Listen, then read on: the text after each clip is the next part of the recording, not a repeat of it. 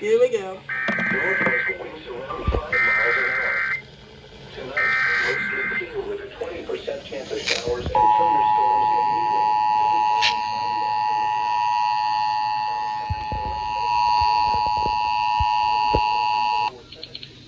We interrupt programming at the request of the National Weather Service to activate the North Texas Emergency Alert System.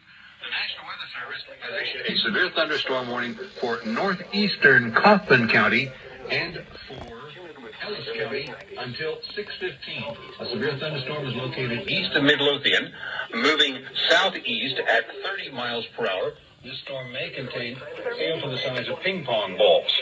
Once again, severe thunderstorm warnings issued for Ellis County and northeastern Kaufman County until 6:15. There are two severe thunderstorm cells, one east of Midlothian, the other near Terrell, both moving east by southeast at 30 miles per hour. All North Texas stations affected by this alert are requested to relay the preceding message. Oh, really? Until 6:15 p.m. Central Daylight Time.